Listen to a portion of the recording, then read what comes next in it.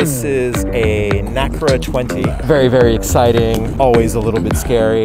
Basically like this. Whoa, Gina! Do you ever feel like you're going to die? Very often, yes. I'll put on a tight show. You sure you can handle? We be faster than Django. So NACRA, it stands for North American Catamaran Racing Association. This is just a speed machine. It's incredibly fast, so it's a great boat. This is a catamaran, which means that compared to the other two boats that just have one hull, this has one hull on each side.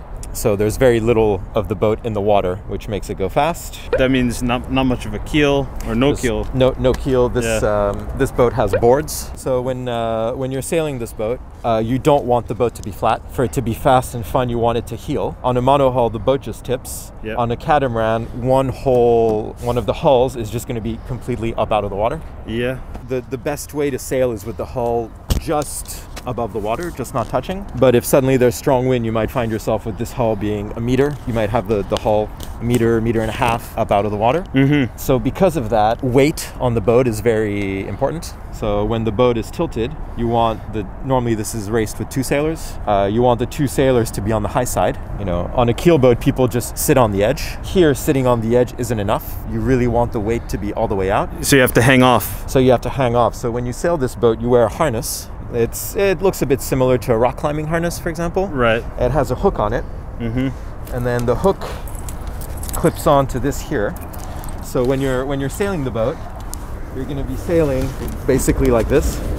The downside is it's quite easy to lose control and flip the boat on its side. If it's on its side, it's okay. You can pull it back over. There's ways of doing that. But if it flips over and you're too slow and it goes completely upside down, then it's very, very hard to get the boat back up in the water. Realign, yeah. So it can be very stressful if you capsize it, and when the boat goes upside down, we call it turtling.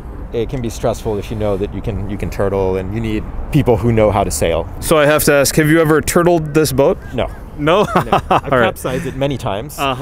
Turtled, never. So how many people usually go out together on this kind of boat? If there's no wind and you just want to go out a little bit, then maybe 4 people. But if you're going to sail seriously, if you have more than 3 people, it gets a little bit difficult moving around. And if the wind is strong, you don't want things or people getting in the way. Right. But when it's raced professionally, it's 2. Thank you so much for introducing your 3 boats. Do you have any message or anything you'd like to say to other sailors here in Korea? Yeah, I'd like to say that when we're sailing under sail, we can't go in every direction. We're limited in which way we go and how fast we go. No engine, so that limits you. So especially in the marina entrances and exits, or over here by the bridge, behind the buildings, the wind can change. You know, the wind can be completely different 10 meters away, which means that sailing boats might suddenly have to change direction, and it's not our choice. It's because we have to follow the wind. So it gets really stressful for us when there's boats with engines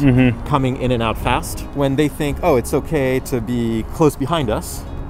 But they might not realize that we're going this way, but in 1 second we might be going this way because we have no choice. Right. So it's always more comfortable when we see that somebody is going nice and far around us, in case we have to make a sudden change because of the wind.